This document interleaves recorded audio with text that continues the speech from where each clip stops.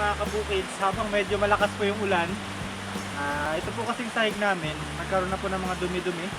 Gawa nung, siyempre kapag nilalakad-lakadan, tapos yung mga alaga namin pusa, madalas na nagdadala ng mga kinakain nilang mga nahuhuli. So nagkakaroon po ng mancha yung sahig. Kaya balak namin tong floor waxan eh. Kaya ngayon, habang wala namang ibang nagagawa, dahil na malakas po yung ulan, maglilinis na muna ako nitong aming sahig na to.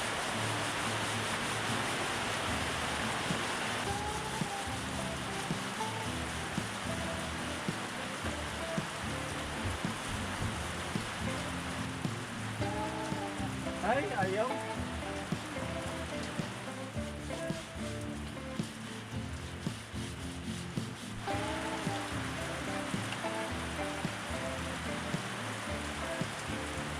Sipag. Wala tayong magawa, umuulan mga kabukid. Kaya ito na lang gawin natin. Oh. Ang lakas ng ulan. Kanina pa to siguro mga mahigit isang oras na pong malakas yung ulan. Kaya medyo ano na yung tubig doon, taas na. Umabot na doon sa mga gulay natin. Pero nung umaga naman, mainit naman. Bigla lang dumilim ang panahon at yan, tuloy-tuloy na hanggang ngayon. Naisipan tuloy maglinis.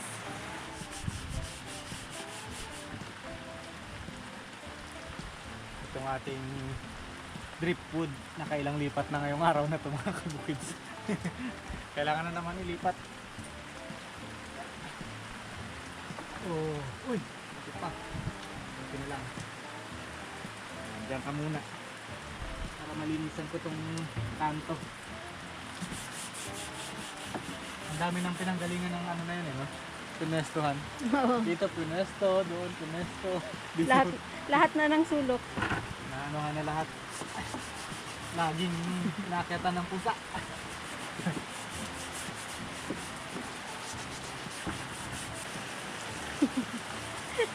Narurunot na yan. Naubos na. Bago ko matapos dito, ubos to. Ayan na, ang hibla niya. Ayan na.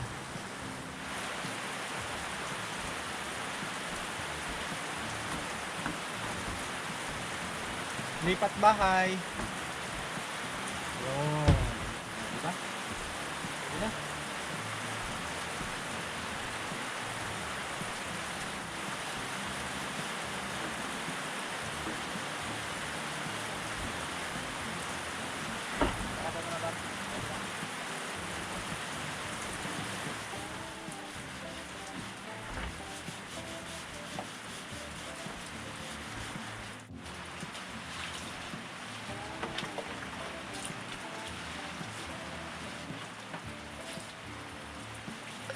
So yan po mga kabukids, nalinisan na po namin tong sahig.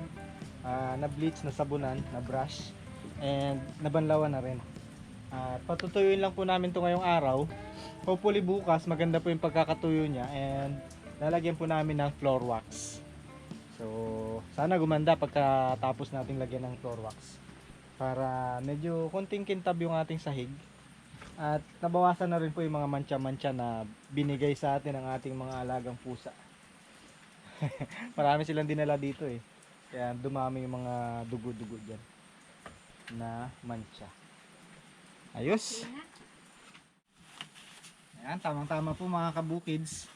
May dumating din sa aming parcel ngayon. Ito po ay dagdag dekorasyon dito sa aming bahay. Dito po namin nilalagay. Oh. Kasi ito pong aming wall dito ay bakante pa. Walang kalaman-laman. So naisipan ni Jinky na bumili nung pang dyan, decorate. Basang-basa oh. Umuulan. Naabutan ng ulan yung rider. Sana okay pa to. Baka kung bulaklak yung design nito, may tubo na ngayon. Na ano na eh, diligan. Yun. Tanggal eh. Ganda! Wala pa nga eh. Wala pa. Pwede ba ito lapag sa basa? Ayan, medyo basa. natin.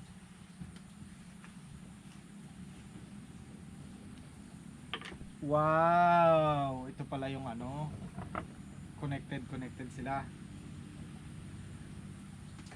May mga dahon-dahon. Ganda. Ganda. Bagay na bagay dyan. Dito natin yung lalagay mga kabukids. Ano ba to? Saan ba nakikita yung nasa sentro? Ah, magkakaiba pala to. Na dahon. Ito saging eh. Sa gitna yung saging. Ito saging. Yan. Yan, ganyan. Eto, kaliwa yan.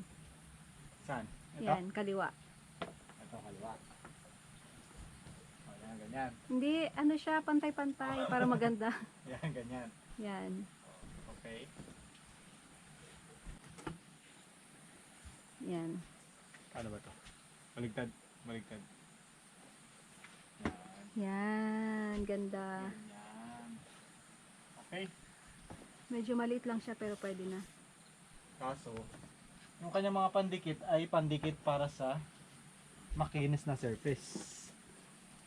Yung atin magaspang.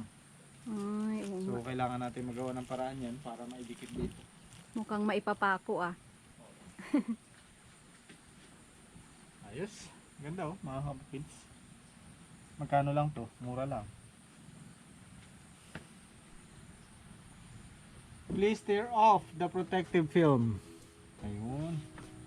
Tear off the protective film. May film siya dito. Ah, okay. Para mas makintab. Charan! Yan. Ipitin mo sa ulo ko. Ah, sige. Ah, yan. Yeah. Maganda? Ganyan ka na. Ganda. Yan. Ganyan po yung mga ano natin. Magiging itsura.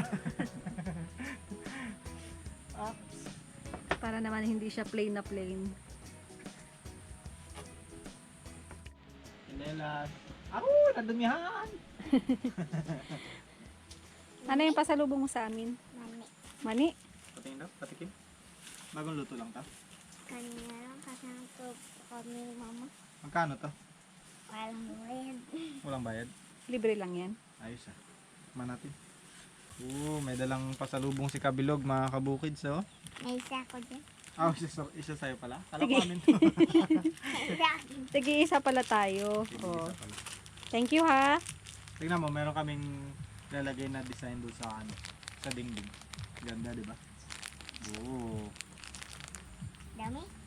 Ganda yan pag naikabit natin. Maganda. Magkano yan yung ano? Piliin mo? Huwag Hindi ka na. magkano ang bili mo dyan? Secret. Baka i-order mo sa Yellow Basket. Ikaw na. Tama lang. Ha?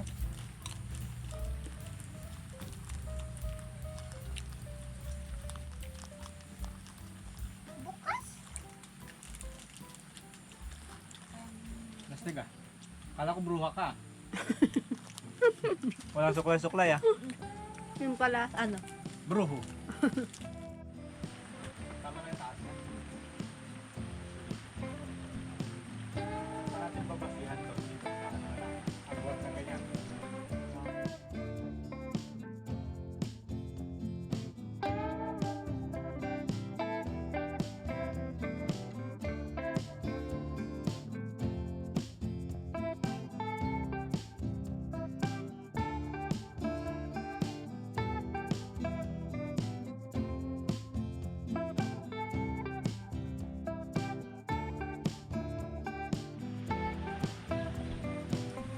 Charan! Ganda na mga kabukid sa ating wall. Hindi na plain na plain.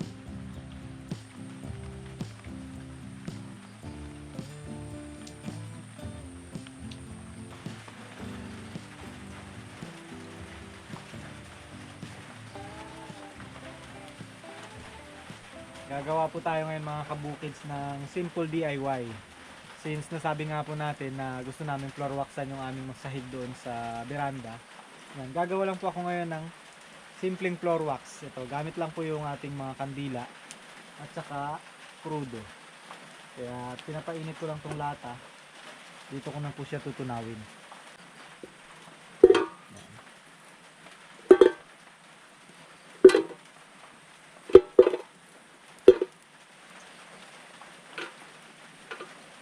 Comment down below mga kabukids kung na-try nyo na rin gumawa ng ganito.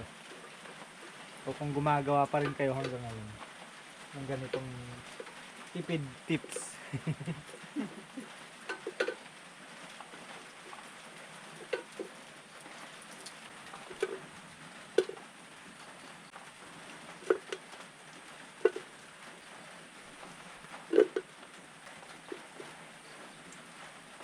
Para mabilis.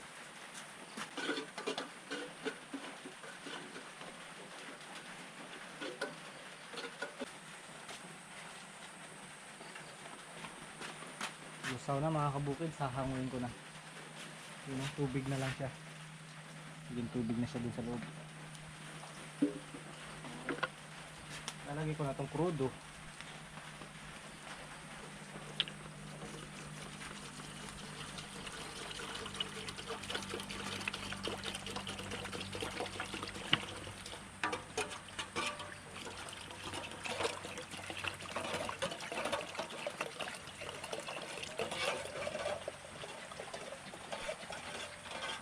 Yun.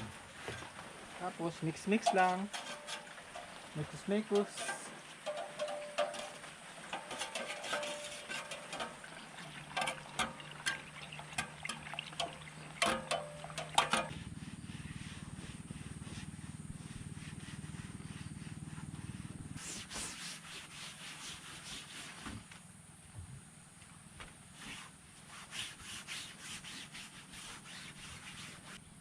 Binabasa ko muna mga kabukids yung sahig.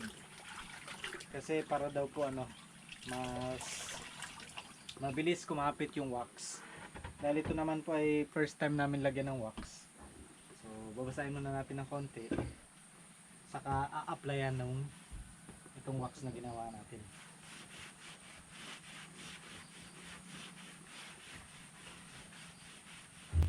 Papaanoin pa po kasi ito eh.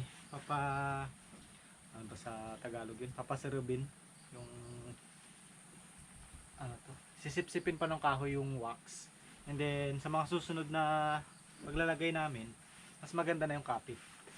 Tapos saka ako gagawa nung pang scrub na bunot. Saka ako siya i-scrubin para unti-unting kumintab. Maganda rin po para iwas na rin sa bukbok. Kasi nga kahoy ito yung ating sahig. Siguradong bukbok nandyan. Ito po may amoy ng krudo. Kaya medyo iwas. Makakatulong makaiwas ng bukbok.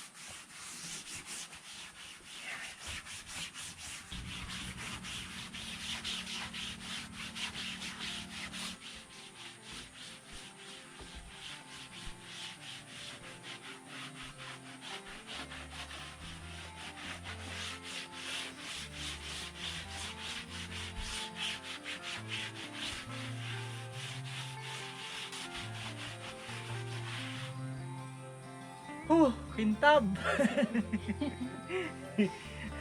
Kulang pa sa scrub pa. Next natin gagawin pag wala tayong ginagawa.